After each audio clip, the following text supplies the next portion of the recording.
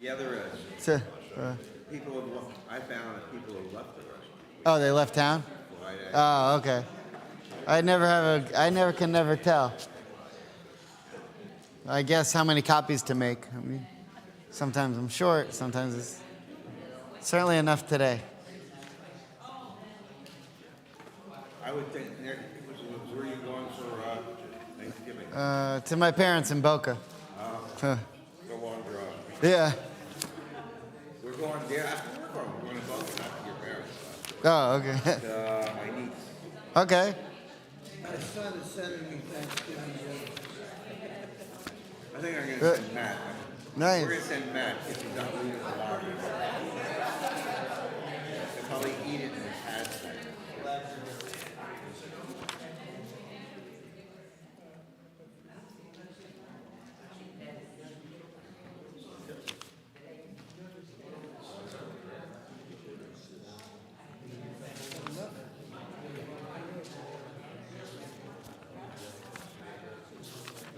Okay.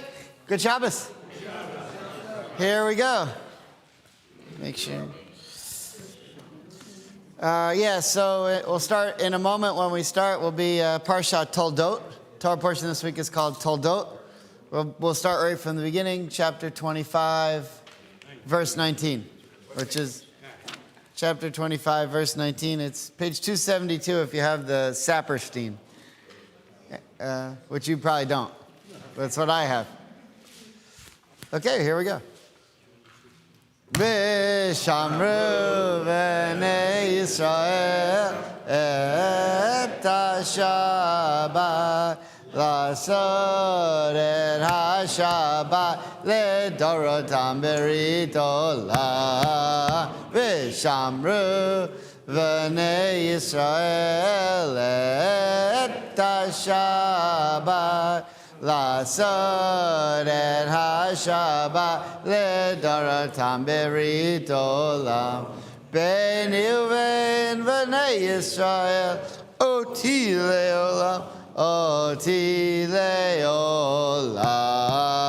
V'shamru v'nei Yisrael et ha-Shabbat Lasod et ha-Shabbat ledorotam berit olam Ki sheshet yamim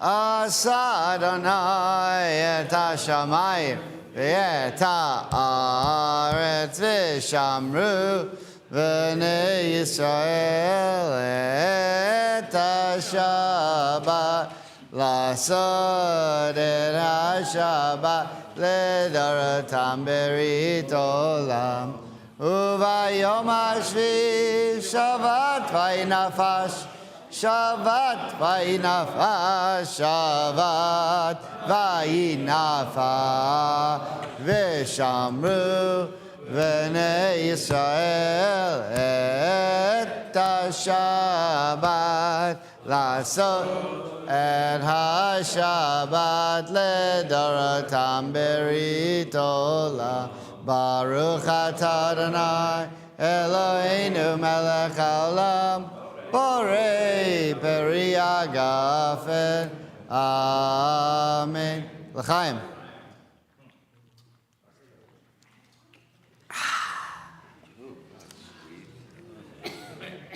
Okay, Torah study blessing. Baruch atah Adonai Eloheinu melech haolam asher kidshanu b'mitzvotav v'tzivanu la'asok v'divrei Torah.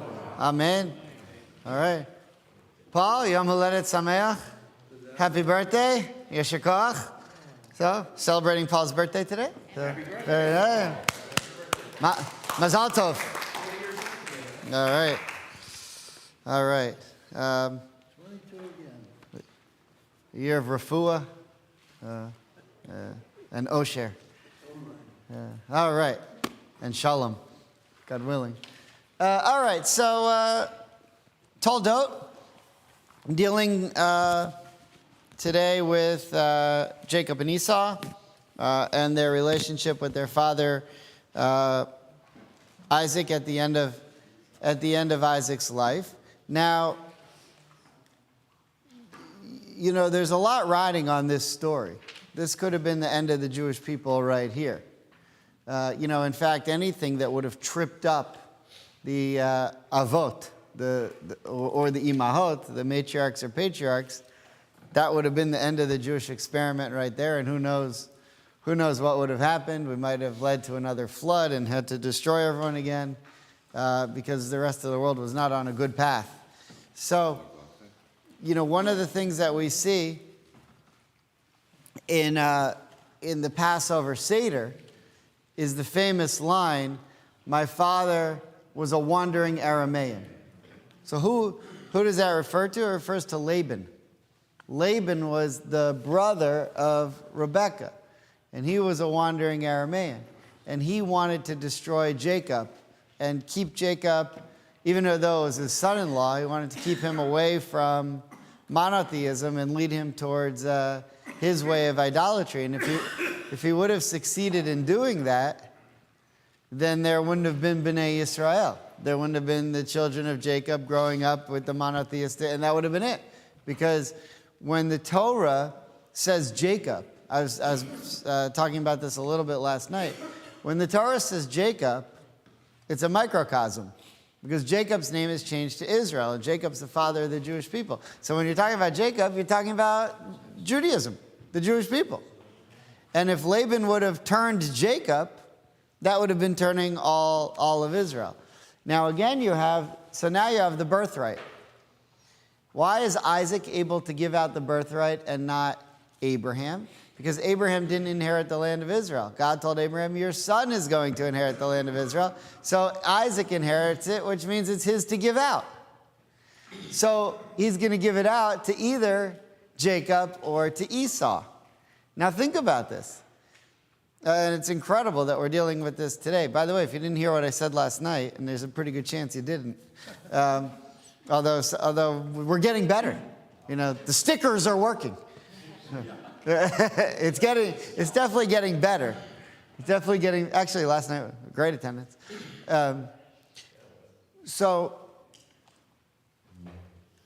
We've been following along the way the Torah portion's been going with the war.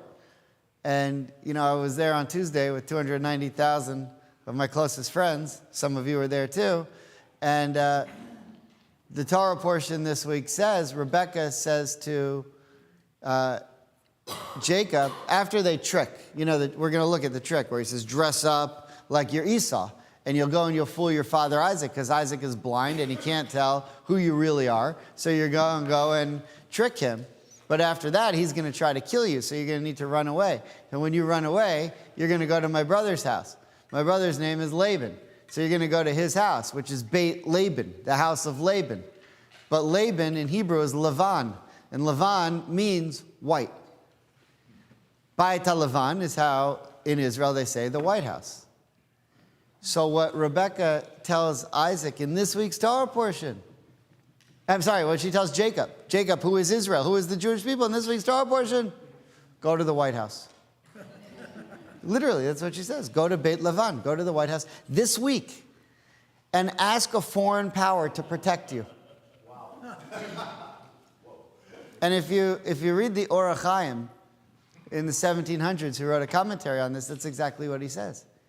He says that Laban is a foreign power, but he has the power to protect you. And that's exactly what we did. We were on the National Malls on Pennsylvania Avenue.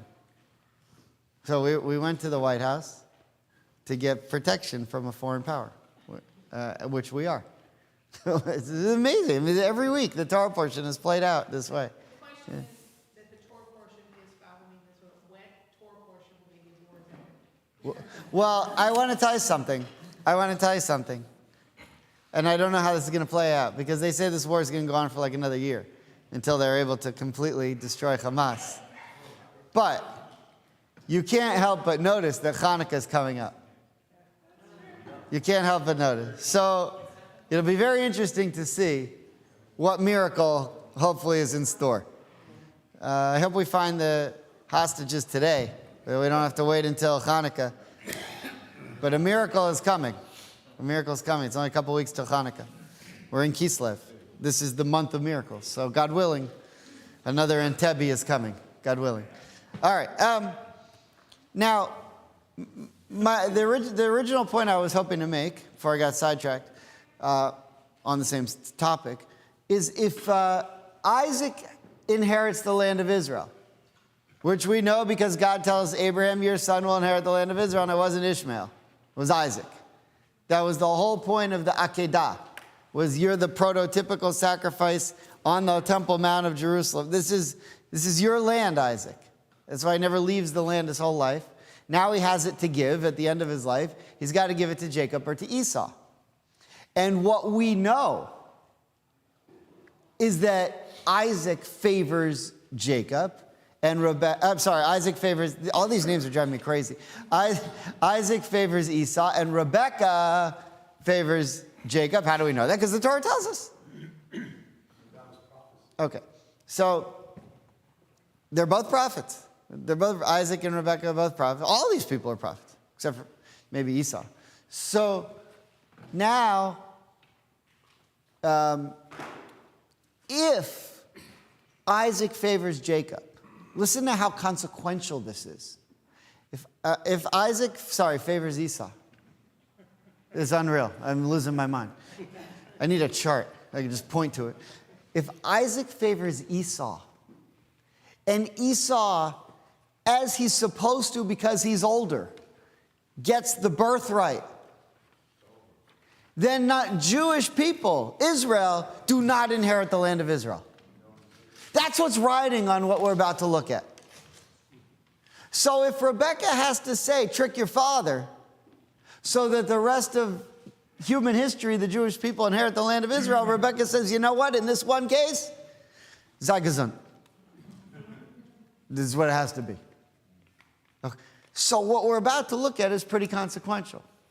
And, you know, it would really be tough today to argue the case of this war for Israel if we looked into our own Torah and saw Bnei Israel didn't get it.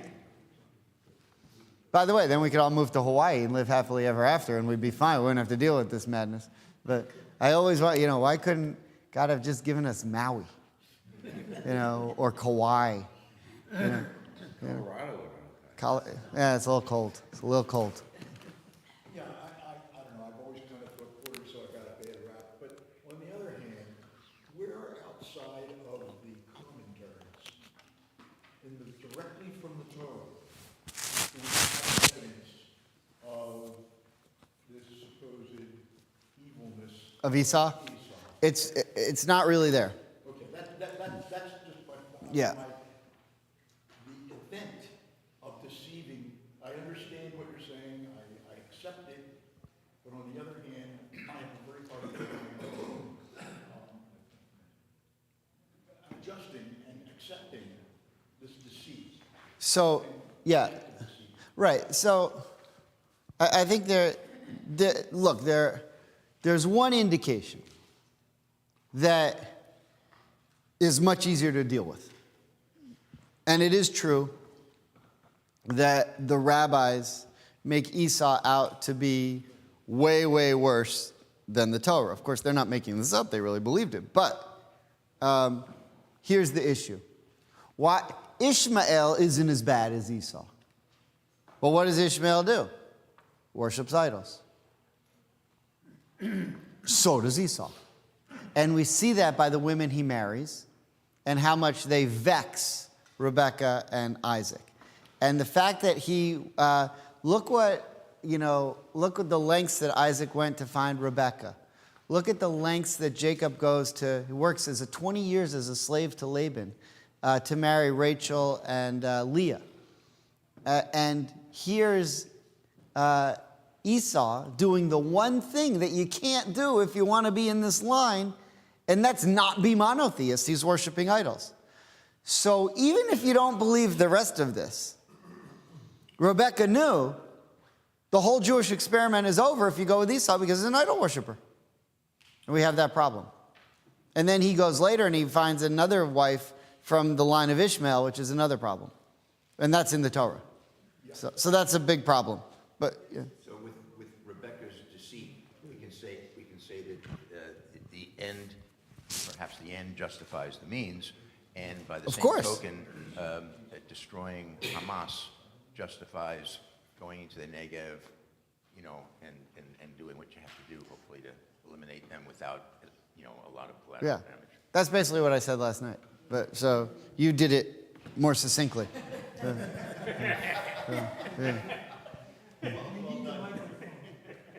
Can- The microphone. Bobby, then Erica, and then I've prepared some things that we can look at too when you guys are done. So Is that a sideshow?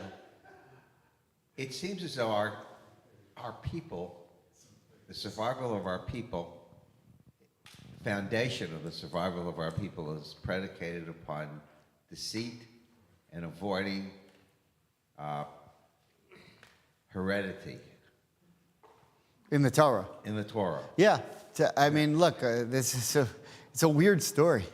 I mean, it does, on the other side, show that we are a people that overcame flaws to our growth as a people, because in all the other religious paradigms, everybody's perfect. We're way away from that. That's right. paradigm. Yeah. Maybe because we're more honest. That So- may be true. So Erica, and then Alex, and then hopefully that'll be the last comment. No offense.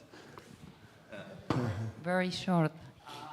What I wanted to say is based on the prior class, not last week, but the prior one, that Sarah saw things in Ishmael that would impact the ability of the Jewish people to continue. And now Rebecca, it's almost that as the continuance is predicated on women or the matriarchs that actually saw something that,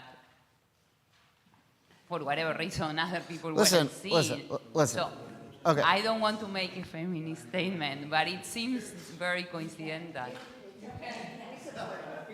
Listen, the stories as they're presented in the Torah make no sense. If you don't have the Midrash, the Talmud, the rest of the story, it makes no sense. And so to just look at it and say, well, here's what the Torah says, you'll never make any sense out of it. That's why I've brought the Ishbitzer from the 1800s to help us try to understand this. But we may not make it. Alex, then Richard, and then, when I said the last comment was Alex, I meant Richard. Just to counter something Bobby said, I don't think it's all predicated on deceit, because prior to the switch that happened there was a transaction between the siblings where the birthright was also sold. Fair enough. You guys can talk about that after. Okay. But that in the story, that happens first. Agreed. Richard, last. As we move forward with preparing materials, I appreciate that. I would just suggest that we all recognize and keep in mind that Rebecca lived with Laban her entire life and was raised with deceit on 2 feet. Very nice. Yasher koach. Okay, so for those of you who are at home, Richard just saying that Rebecca knows deceit because she grew up with Laban, who's a deceitful guy. 100%. Okay, let's skip ahead a little bit to where they're born. So you know that when Rebecca is pregnant with Jacob and Esau, she can feel them jumping around inside, and she's troubled by it, and she talks to God about it. So that's where we're going to pick up the story. Verse 23. Okay, so we're in Genesis 25, beginning with verse 23. Everyone have that? Yes. Okay, Norman, let's get into The it. Eternal One said to her, 2 peoples are in your belly. 2 nations shall branch off from each other as they emerge from your womb. 1 people shall prevail over the other. The elder shall serve the younger. When the time came for her to give birth, lo, she had twins in her belly. The first came out reddish all over, as though covered with a hairy mantle. So they named him Esau. His brother, following, came out holding Esau's heel. So they named him Jacob.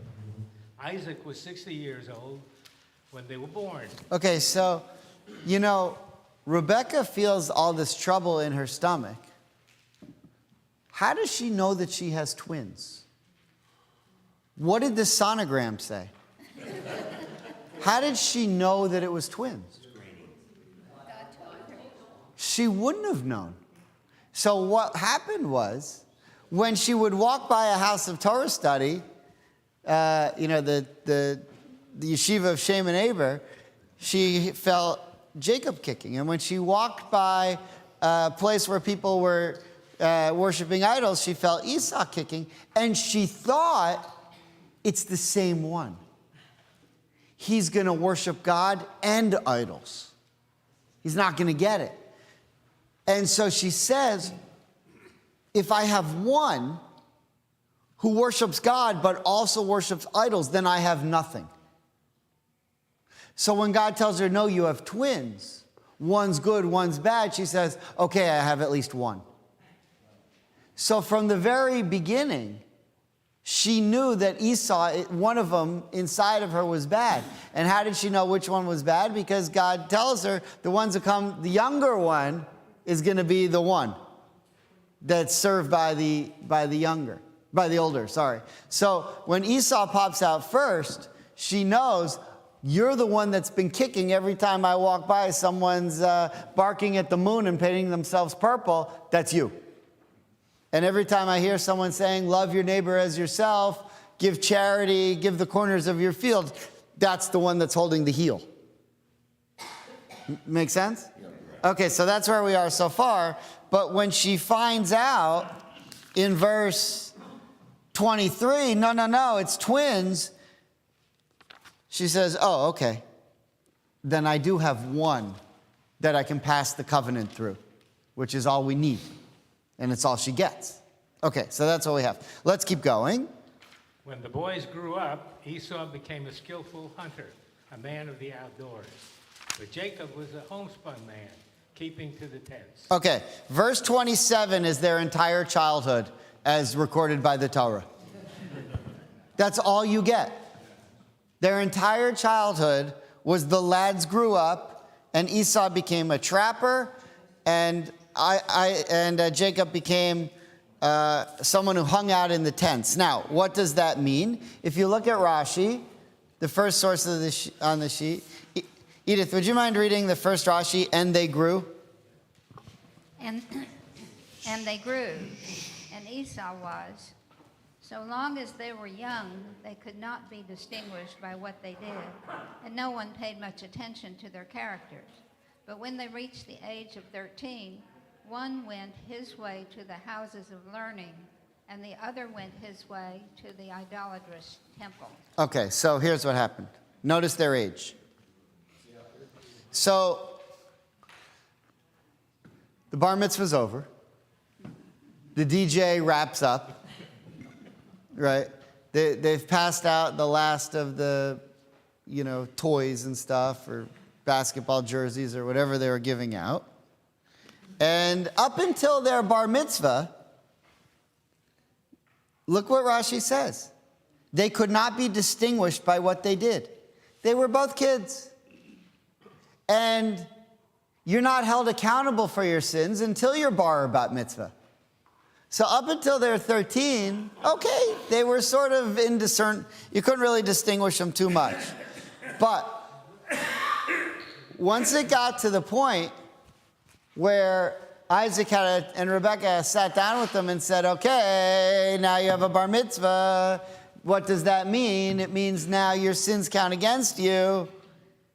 Well, Esau went to idolatrous temples, and Jacob stuck around his father and said, or whoever was around, and said, teach me Torah. Okay, that's what we have so far. Now, what does it mean that in verse 27, Esau became a hunter? Next Rashi, Edith, a cunning hunter. A cunning hunter, literally, understanding hunting. Understanding how to entrap and deceive his father with his mouth. Right, what did he do? He went to law school. No. Right.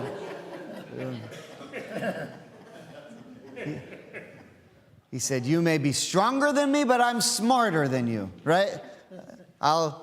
All right, I'll use my arguments or whatever.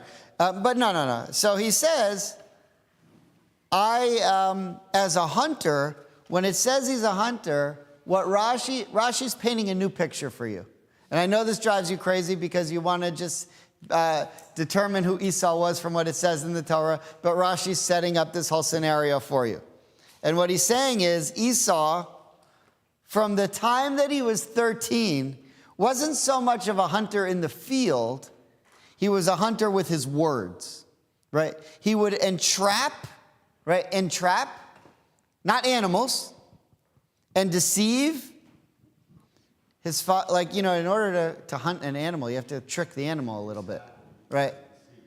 You have to be a little deceitful. So that's what he's doing. That's what it's called, right? When you get an animal, it's a trap, right? You're trapping it. But he would trap his father with his mouth. Now, look what he would ask him. He would ask him, Father, how should salt and straw be tithed? Okay, now, there's an ice cream store in Coconut Grove called Salt and Straw, right? Whoever founded that is a halachic genius. Whoever founded that store went so deep into halacha that, it's unbelievable that that's the name of an ice cream shop, given this Rashi. I can only imagine, when a visiting Chabad rabbi is in town and drives by and sees Salt and Straw, and they're like, oh, wow, kosher ice cream. Wait, it's not kosher? What? That's ice cream. But no, they put bacon in that. It's just, okay. Sometimes they do. I told you that story about the donuts, right? The only time in my life I ever had bacon. It's the most disgusting moment of my life. Top 10. I don't know, most disgusting. But I was once speaking on a radio show in Fort Myers about the food bank that I was working for, and they were doing raising money for the food bank. So I was coming into the local PBS radio show, and I'm waiting in the green room before my spot, and they had donuts. So I grabbed the donut. I grabbed the one with the chocolate strips on the top. It was bacon on a donut. Someone put bacon strips on a donut. And I'd never tasted it before. I didn't know what it was, so I bit into it. And I'm like, that's not chocolate. That's salty. What is this? And I'm like, oh, my God. It was so disgusting. So it was, but that's West Coast. You don't have that problem over here. So, all right. So what can we learn from this question? Father, how should salt and straw be tithed? He's asking a question about the mitzvahs. It's like in high school when I would ask the teacher, let's say in geometry, I want to do some more, I want to do more than the homework. I want to do some problems just for fun. I didn't even do the homework, let alone, but this was something that was told to me in rabbinic school by a professor. It was unbelievable. It was unbelievable advice. What the teachers would do in some classes, they'd say they'd give you mandatory reading and then optional reading. But if you didn't read from the optional reading, then the teacher knew. And if you didn't use something from in there in your answers, he knew or she knew, and that wasn't good. So one professor told me once, just do the optional reading. And ask questions in the class about the optional reading, and then the teacher will assume you've read the required reading. So everyone in the class mastered the optional reading. Nobody read, the optional reading was 20 pages. The required reading was 300 pages. You read 20 pages, you're home free. A professor actually told us that. I guess he couldn't resist. All right, so this is what Esau's doing. Esau could not care less about tithing salt and straw, but he asked the question anyway. And then his father thought, oh, wow, how wonderful. He's interested in the mitzvahs. Okay. Now, meanwhile, what was Isaac doing?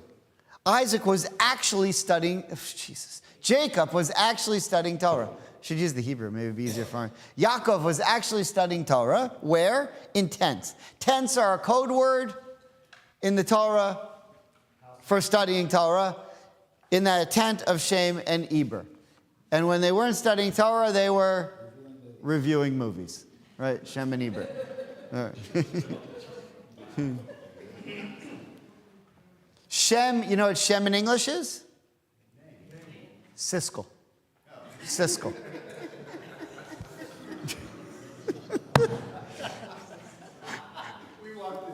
You're not going to get this in Boca. You know, this is stuff you're only going to get here, and I do it every year, which is what's so wonderful about it. All right, let's keep going. So now what we've pointed out is that Rashi's beginning to build a case that when we see that Esau is a hunter, what he's really hunting is deception of his parents. He's succeeding with one of them, not so much the other. All right, let's keep going. Verse 28. Oh, no, sorry, verse 29. Verse 29. Well, one question, though. Salt and straw. So Esau knew enough about commandments to know that those were not things to be tithed? I wait all week for the punchline. Don't give it away. Ask that question in 25 minutes, and I'll be ready for it. All right. You know what? Look, since you... Well, you know... don't do it. It's where we're going, but we're not there yet. It's a good... I'm glad you caught it, but we're not there yet. All right, 29. Once, when Jacob was cooking a stew, Esau came in from the open, famished. And Esau said to Jacob, "Give me some of that red stuff to gulp down, for I am famished," which is why he was named Edom. Okay, now, so, all right, I'm sorry, let's finish it. Let's finish the chapter, verse 31. Okay. Then we'll come back. Jacob said, "First sell me your birthright." And Esau said, "I'm at the point of death, so of what use is my birthright to me?" But Jacob said, "Swear to me first." So he swore to him and sold his birthright to Jacob. Jacob then gave Esau bread and lentil stew, and he ate and drank, and he rose and went away. Thus did Esau spurn the birthright. Okay, now, so you have to admit, though, this makes no sense. Because who is going to die from missing one meal? And if you're so hungry, and you're a farmer, and you're a hunter, then go kill something and eat it. Well, what's the big deal? You're so hungry that if you don't have this red stew, you're going to die. So it's not something that makes sense. And then all of a sudden, in that moment, at that very particular moment, Jacob brings up the birthright. Now, what's the word for birthright? You know, birthright is sort of a weird term in English, and it's not really what it means in Hebrew. So if you look at the last word in verse 32 in Hebrew, or the second to last word in verse 31, the word is bechor, or bechorah, or bechor techa, if you're adding the possessives to it. But what does the word bechor mean in Hebrew? It doesn't really mean birthright. It means firstborn. A bechor is the firstborn. Achi abchor. You know who famously said in his eulogy, Achi abchor? Shimon Peres, when he was eulogizing Yitzhak Rabin. He said, Achi abchor, my firstborn brother, because he's a little bit older. So,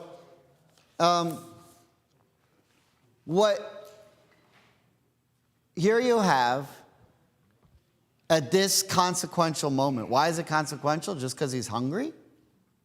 That Esau is starving, and Jacob on his own says, "I see you're about to die. You're so famished." You know, I have this with 7th graders and 6th graders too when I'm teaching. You know, sometimes they have to go to the restroom during class. Okay. Sometimes they ask to go get a drink from the water fountain. I'm like, what? I was like, why don't you ask, can I go get a caramel? Or, I mean, it's so arbitrary. What do you need? You need a drink? So I say to them, I say, look, I'm glad you asked. You look terrible. You look parched. You look dehydrated. And then I point out to them that before my class, there's a 10-minute period called the break. And that's a time that you're supposed, okay, you're dying, you have to use the restroom. Okay, I can see that could happen, but 3 minutes into the class, can I get a sip of water? And I say, and then they come back in and I say, oh, thank God. You look so much better. I was so worried. I was so worried. I mean, this is every Sunday morning. So, okay.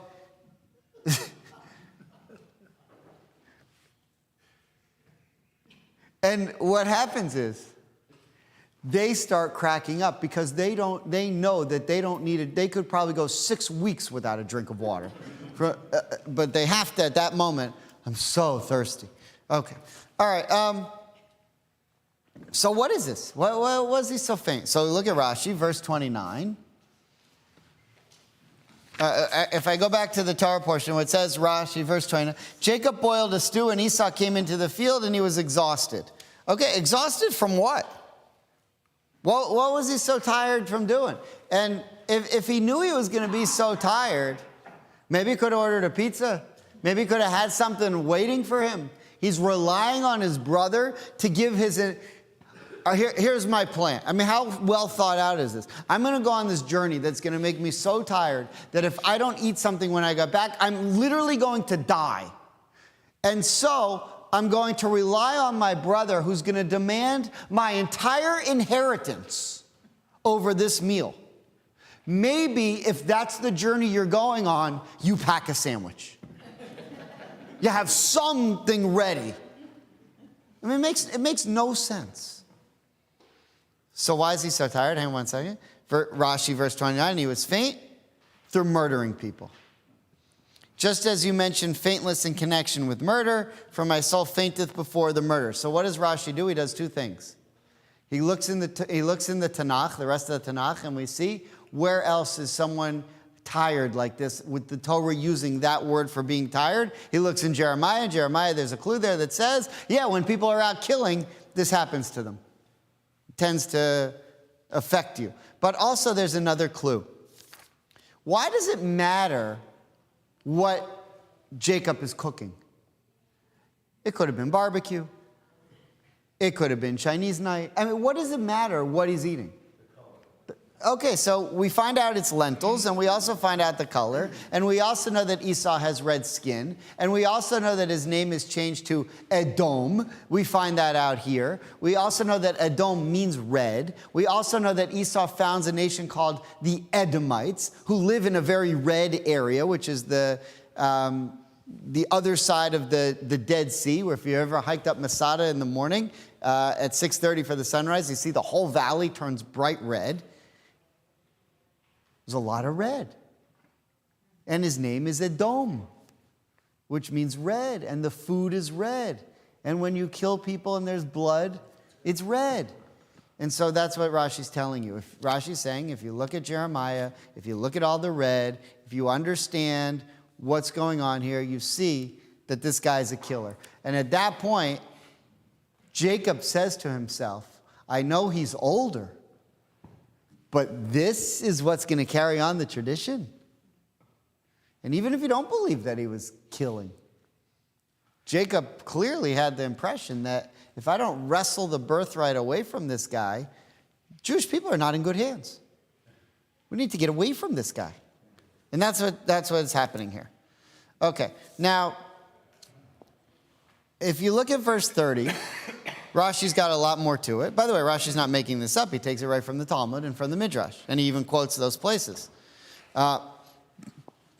But if you look now in verse 30, so verse 30 says, Esau said to Jacob, pour it into me, some of that red, very red stuff, for I am exhausted. Now, there's another clue with the word red. Red Edom is red. There's a restaurant in near Ben Yehuda Street called Edom.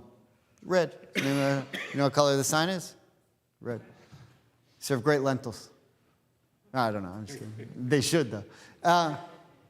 Same owner as Salt and Straw. So, bless you. Edom means red. How do you say human being? Adam. Adam. Edom, Adam. Same word. The vowels are different, but it's spelled the same. Adam, Adam. Adam means soil, right? God created Adam from the soil. Adam, Adam. Edom, red, is blood. Why?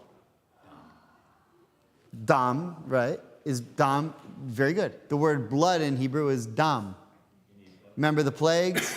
Dam, Sfarde, right? Dam, Edom, Adam. Man is made up of blood. That's the life force of life.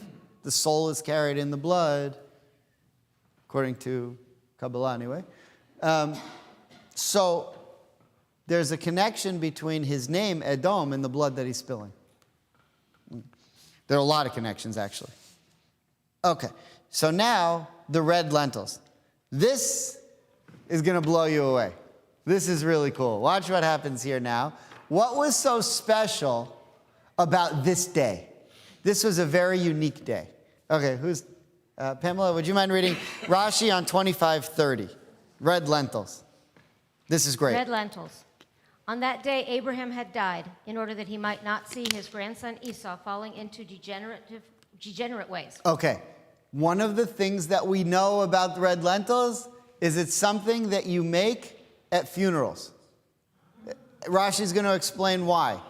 But I'll give you a hint. It's the same reason why we have round challahs on Rosh Hashanah.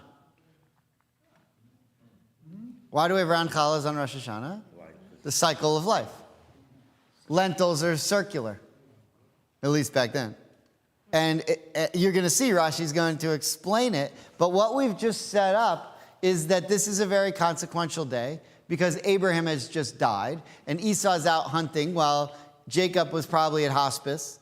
And Esau's out playing with his friends or doing whatever. Jacob's doing what you're supposed to be doing when someone in your family is about to pass away. But one of the things we know is that Esau's not that bad yet. Or at least it's not known that Esau's not that bad yet. What does that mean?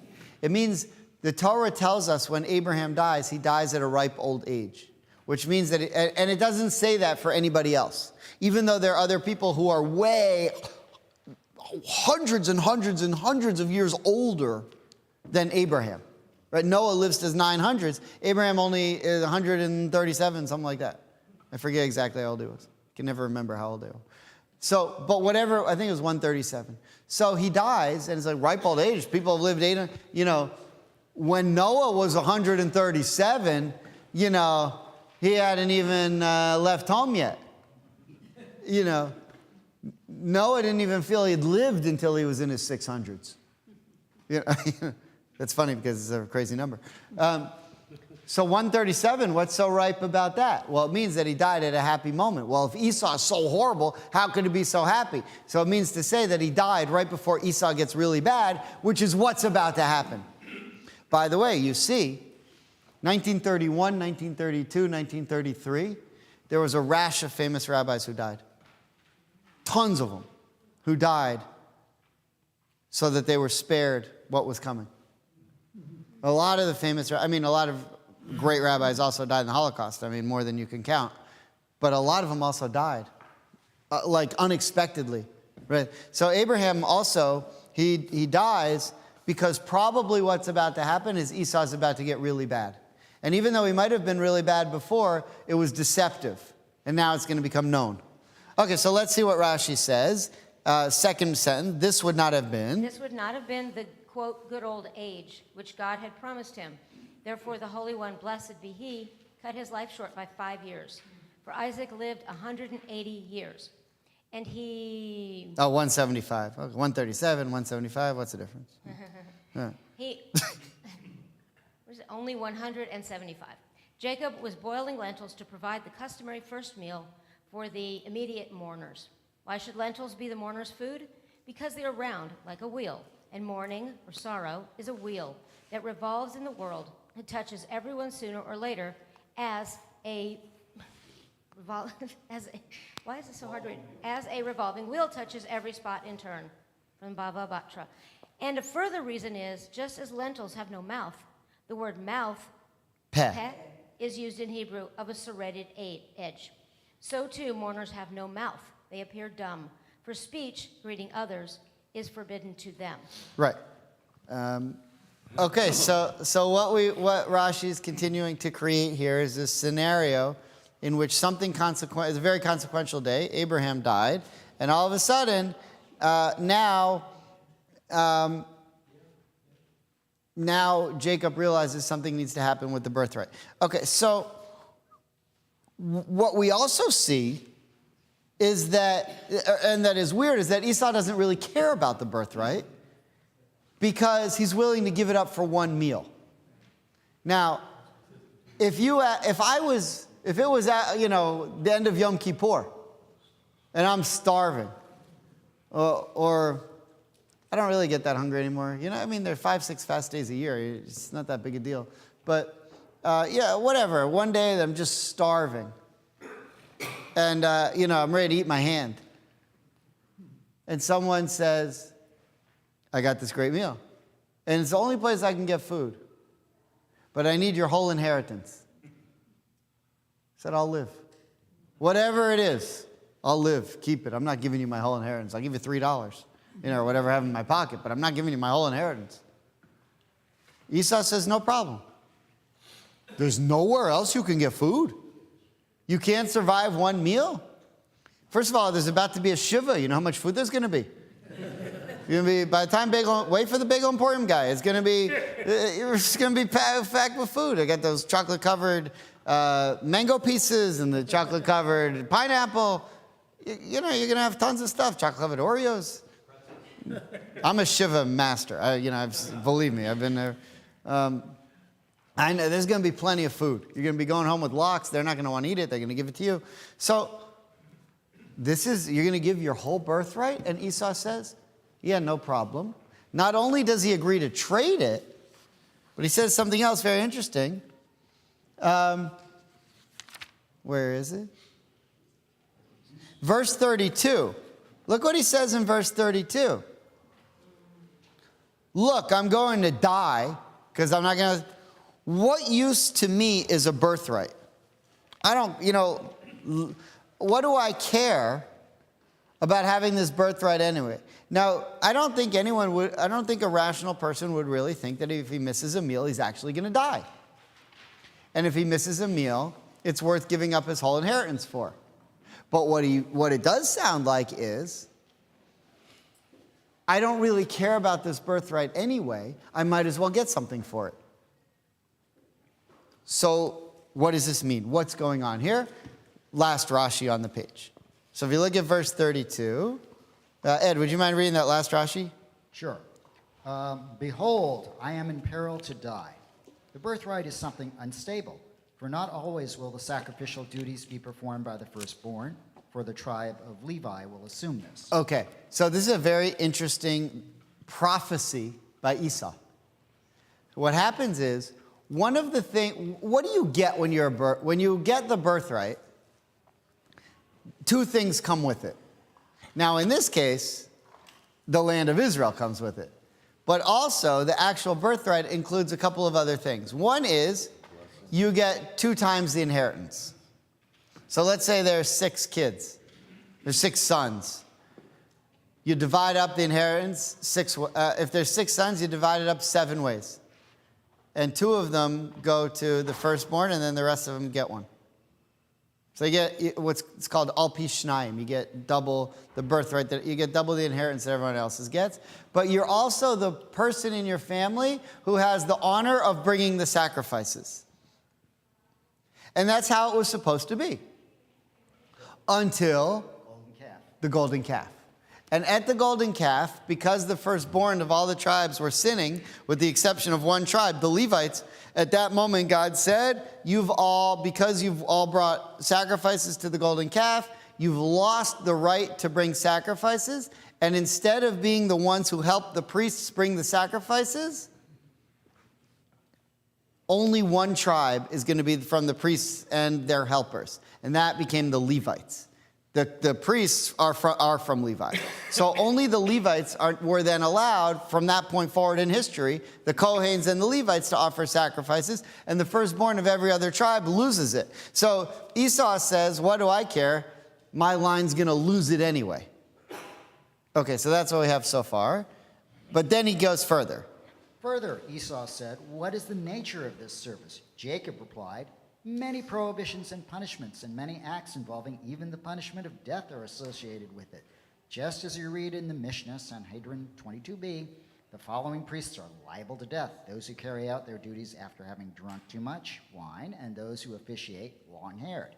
He said, if I am going to die through it, why should I desire it? Right, remember Nadav and Avihu? So Nadav and Avihu did something wrong, but then they went to offer sacrifice, and they were zapped and died. And Esau is saying, I do lots of things wrong. Every time I go, I'm, liable to get zapped. What do I need it for? He said, you can't offer a sacrifice drunk? I'm out. I need to shave before I do it? I'm out. You're telling me I can't kill, rape, steal? I'm out. So he says,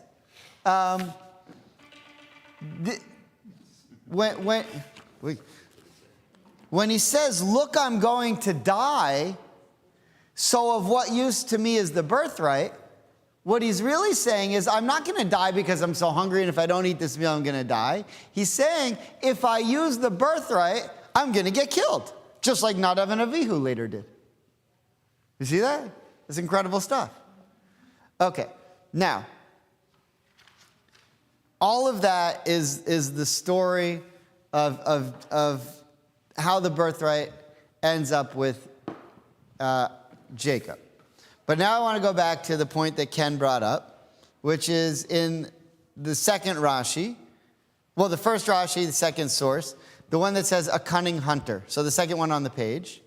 Back to the salt and the straw. So Esau is coming to ask a question of Isaac about halacha, about Jewish law. But he picks a question that's really weird. How should salt and straw be tithed? Now, you only tithe food that grows from the ground and is edible, that's used for food. Salt does not grow from the ground, and straw, which does, is not food. Now, you might eat it in an emergency, like if there's nothing else, but it's not normal food. So you don't tithe them. So the question makes no sense, right? It's like saying, how do I use a basketball to daven?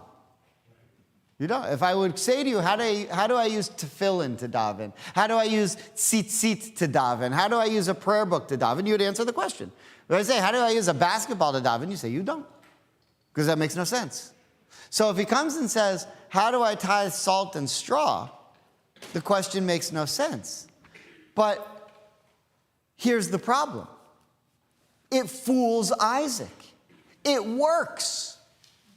Isaac still loves Esau more. Isaac's prepared to give the birthright to Esau. Isaac gives the birthright to the person who he thinks is Esau. He feels the skin, the rough skin, and he said, the voice doesn't sound, no, it's me. By the way, Jacob says, are you Esau? And he says, I am. He doesn't say, I am Esau. He just says, I am, which is, misleading. But he doesn't say, I am Esau. So I don't know if that would hold up in court. But Scott's saying, not in my court. Okay, so... Okay, so, but here's our problem. When Isaac hears the question, why is he fooled? Wouldn't he say, what a stupid question. You obviously have no idea what you're talking about and you don't care because you should know by now those are not things that are tithed. That makes no sense. So there's a commentary on this that I saw from the 1800s from a rabbi named Rabbi Leiner, who was known as the Ishbitzer. Or he was the Ishbitzer Rebbe because that was the Hasidic dynasty that he was part of from this town in Poland called Ishbitz, or Ishbitza. And he was known for his commentary on the Torah called the Mei Shiloach, which is actually very influential on Shlomo Carlebach, who had his other issues, but he was a big fan of the Mei Shiloach. Mei Shiloach lived a short life. I think he was born in 1801, died in 1854, but he wrote this commentary on the Torah called the Mei Shiloach. He was really famous for being the right-hand man of another famous rabbi who he eventually had a fight with, Rabbi Menachem Mendel of Kotsk, the Kotzker Rebbe. But so the Ishbitzer says this: when you're studying Talmud, you ask lots of crazy questions. If you ever read through the Talmud, you don't study Talmud to get the answers. You already know the answer. The answer, so the question is, what's something that I'm working on now? Okay, so they used to have a law. I'll just random thing. This is what I'm working on now. So I'm at the end of chapter 7 of Bava Kama, which just happens to be the section of Talmud that I'm holding in right now. And there's a question. It used to be in Israel, in ancient time, in Talmudic times, you weren't allowed to raise little animals like dogs and cats and stuff because they got out and they ruined other people's fields. This was before like electric fences. And so little animals drove everyone crazy because, if I told you about the rum cake that I had. Yeah. So when my dog ate my rum cake last week, it was upsetting, but it didn't mean I was going to starve. We had other ways of attaining food. But if a bunch of dogs run and mess up your whole field in Talmudic times, and that's all the food that you have, you got a problem. So they made it so you're not allowed to have raise dogs, cats, whatever.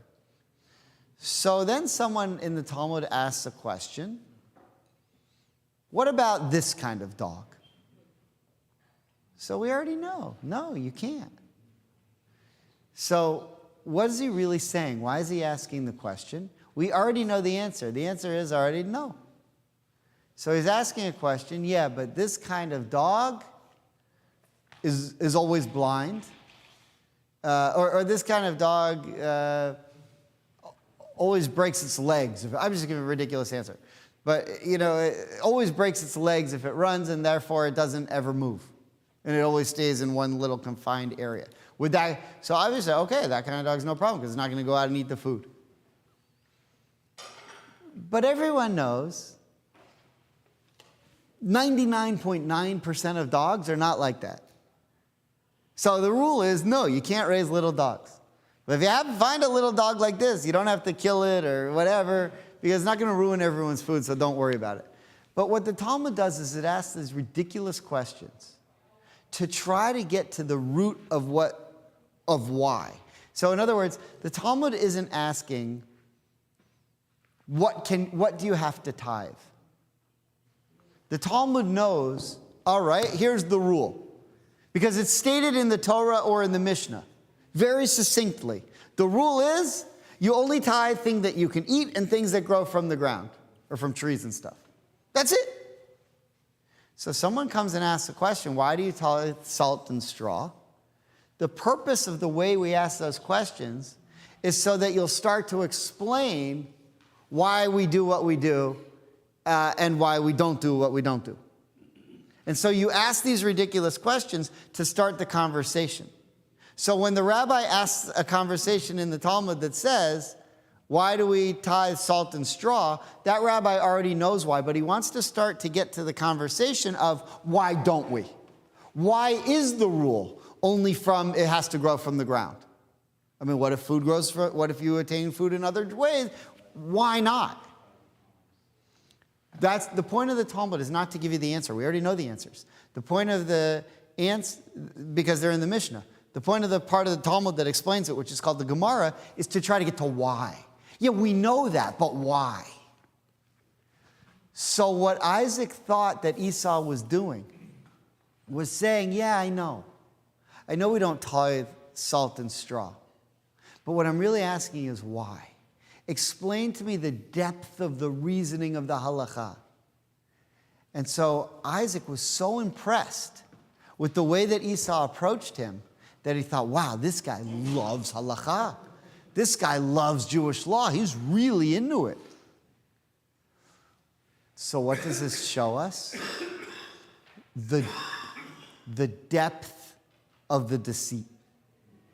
The depth of the deceit. How far Esau was willing to go to trick his father. And that's who he was. And how dangerous. So here's Rebekah saying, that's your question?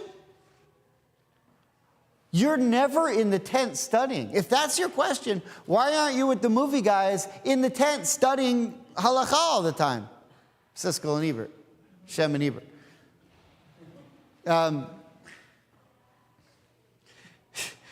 You don't care. If you cared, you'd be sitting and studying like Jacob does all day. I see your deception. Isaac doesn't see anything because he's blind. He doesn't know. He thinks that, so this is the deception. So, on October 7th, when you saw the war start, your first reaction is, how is this possible? I mean, how could Hamas, which is they're a multi-billion-dollar, army, but they're just a terrorist organization. Israel's the strongest army in the world, or one of them. How could this happen? But then you realize, yeah, but Iran was helping, and Russia was helping, and China was helping, and the level of the deceit. The whole thing. You know what Putin's birthday is? October 7th. That was his birthday. It's a coincidence. Vladimir Putin, birthday is October 7th. You don't think he wants to take the heat off what's going on in Ukraine? Okay, whatever. Do I know that for sure? No. I will tell you this, though. Can you keep a secret? It's not definite yet, but it looks like we've got a recent former director of the Mossad coming to the hub. Really? Yeah. So. The real secret is. But it's a secret. So if anyone else finds out, I'll know it was you guys. Yeah, right. Everything about the Mossad is a secret. Yeah. Richard? There's an axiom in psychology that says your intention regulates your attention. And I think in this instance that Isaac was a little complicit that he wanted his son to be a chosen. And he was going to link it. Right. So let me make one final point.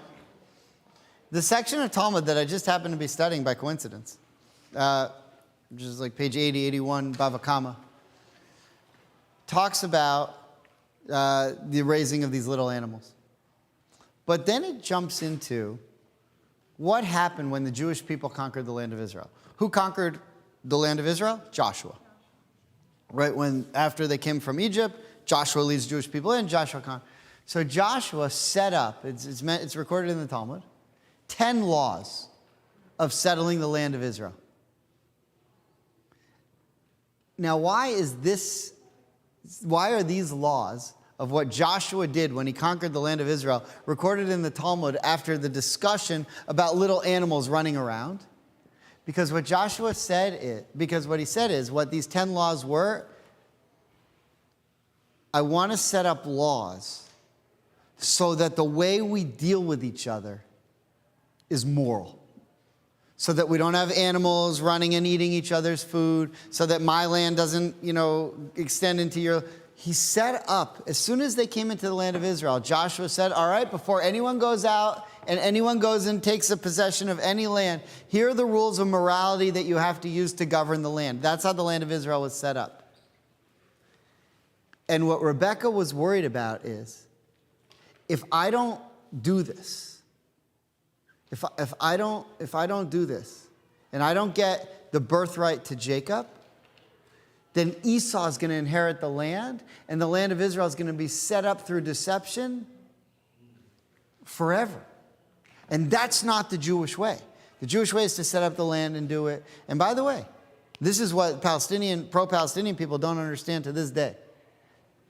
Anyone who says the Jews this is a big argument now for the galactically misinformed, which is a euphemism for pro-Palestinian. But anyone who says that the Jews are these colonizers who just came from Europe, yeah, they did, from Auschwitz. That's the Europe they came from.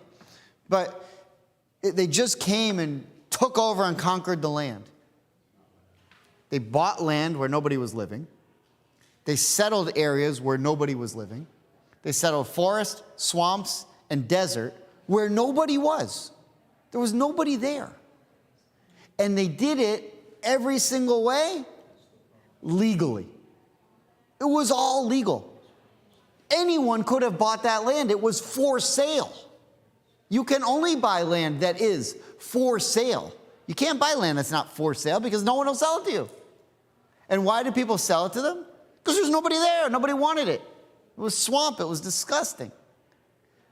But every way that the Jewish people have always taken the land of Israel has been moral.